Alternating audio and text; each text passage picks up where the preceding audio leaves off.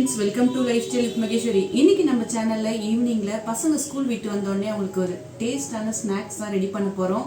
அது என்னன்னு பார்த்தீங்கன்னா, தள்ளுவண்டி கடைகள்ல வெள்ளை சுண்டல் மசாலா செய்வாங்க. அதை தான் நம்ம இன்னைக்கு செய்ய போறோம். அது ரொம்பவே ஈஸியான முறையில் எப்படி செய்யுதுன்றதை தான் பார்க்க போறோம்.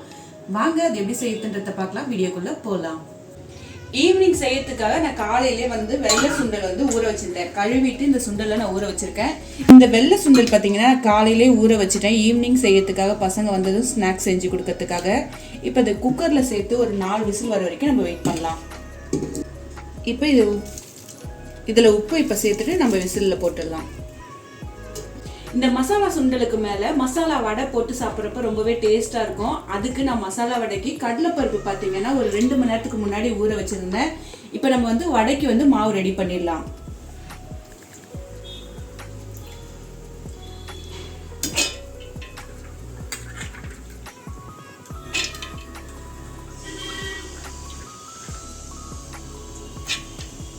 ஃபஸ்ட்டு உப்பு தேவையான அளவுக்கு போட்டுக்கோங்க. சோம்பு, காரத்துக்கு காஞ்ச மிளகாய் ஒரு 4 காஞ்ச மிளகாய், பூண்டு ஒரு 3 பல் பூண்டு சேர்த்துக்கிறேன். சேர்த்துட்டு மிக்சி ஜாரில் நம்ம கடலைப்பருப்பு வடைக்கு கொரகொரப்பாக அரைக்கிற மாதிரி அரைச்சி எடுத்துக்கலாம். இப்போ மசாலா வடைக்கு மாவு நம்ம அரைச்சி எடுத்தாச்சு. இந்த பதத்துக்கு எடுத்துக்கோங்க. கொஞ்சம் லைட்டாக கொரகொரப்பாக இருக்கணும் மாவு.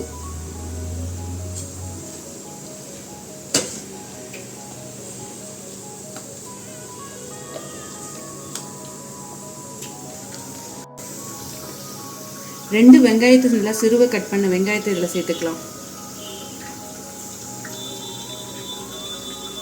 அடுத்தது சிறுவா கட் பண்ண கொத்தமல்லி, கருவேப்பிலை சேர்த்துட்டு இதை மிக்ஸ் பண்ணிங்கன்னா மசாலா வடைக்கு மாவு ரெடி ஆயிடுச்சு.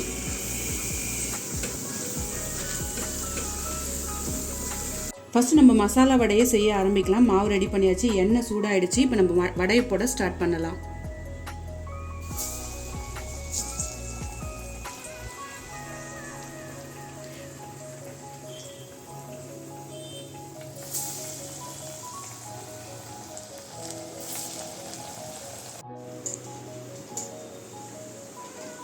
இப்போ மசாலா வடை ரெடி.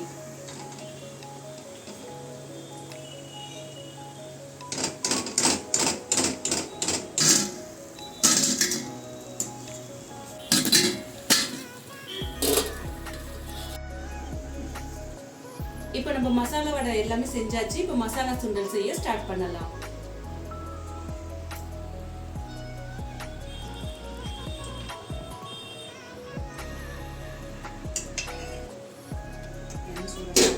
இப்போ ஒரு 6 பல் பூண்டை நான் தட்டி வச்சிருக்கேன். அந்த பூண்டை இப்போ சேர்த்துக்கலாம். பூண்டை சேர்த்துட்டு பூண்டு நல்லா ப்ரௌன் கலர் ஆகுற அளவுக்கு நம்ம வதக்கணும்.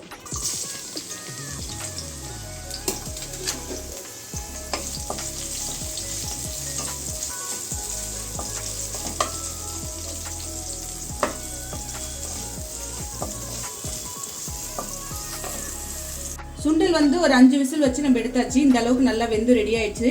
இதை கொஞ்சமாக சுண்டல் நம்ம எடுத்து மிக்சி ஜாரில் கொஞ்சம் அரைச்சி எடுத்து வச்சுட்டோம்னா மசாலா சுண்டல் கொஞ்சம் திக்னஸ் கொடுக்கும். இதை நைஸாக அரைச்சி எடுத்துக்கலாம். 2 வெங்காயத்தை சிறுவை கட் பண்ணி வச்சிருக்கேன். அதை இப்போ நம்ம சேர்த்துக்கலாம்.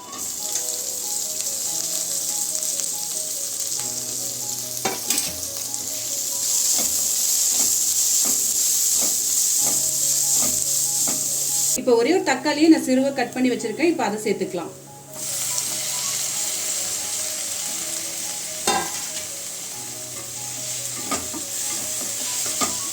பார்த்தீங்கன்னா மிக்சி ஜாரில் இந்த மாதிரி நான் அரைச்சி எடுத்திருக்கேன். இப்படி சேர்க்குறப்ப என்ன இருக்கும்னா திக்னஸும் கொடுக்கும், டேஸ்ட்டும் நல்லா இருக்கும். நம்ம இதில் சேர்க்க போகிற மசாலா என்னென்னு பார்த்தீங்கன்னா கரம் மசாலா, அதுக்கப்புறம் தனியாத்தூள், மிளகாய்த்தூள், ஜீரகத்தூள், சோம்புத்தூள், மிளகுத்தூள், இது எல்லாமே தான் சேர்க்கணும். நம்ம சேர்த்துக்கலாம்.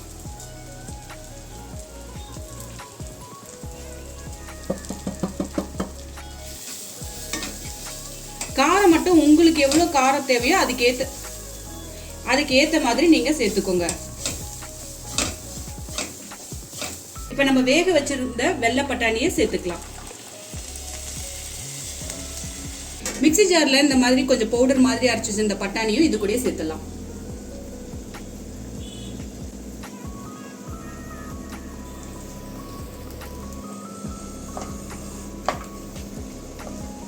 இப்போ தேவையான அளவுக்கு நம்ம உப்பு சேர்த்துக்கலாம்.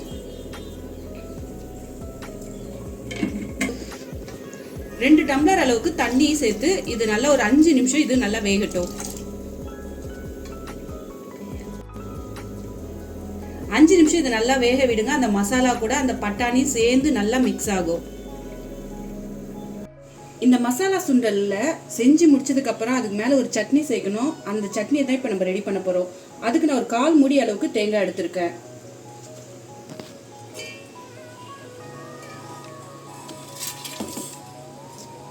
அடுத்ததா அதுல என்ன சேர்க்க போறோம்னு பாத்தீங்கன்னா 3 பச்சை மிளகாய்,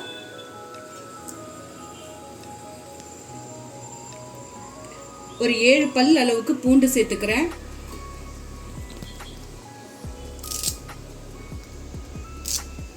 கொஞ்சமா கருவேப்பிலை, ஒரு கைப்பிடி அளவுக்கு புதினா சேர்க்கணும்.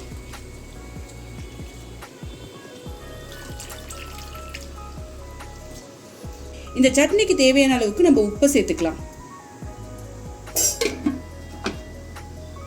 மிக்ஸி ஜார்ல இதை பறிச்சு எடுத்துக்கலாம். இப்ப சட்னி ரெடி ஆயிடுச்சு.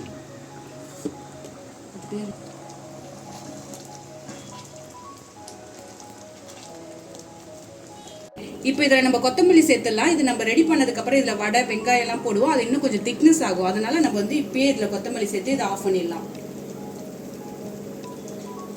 கொத்தமல்லி நிறைய சேர்த்துக்கோங்க, அப்போ டேஸ்ட் நல்லா இருக்கும். கொத்தமல்லி அதிகமாக சேர்க்கிறப்ப அது டேஸ்ட்டும் வாசனையும் ரொம்பவே சூப்பராக இருக்கும். அதனால நிறைய கொத்தமல்லி சேர்த்துக்கலாம்.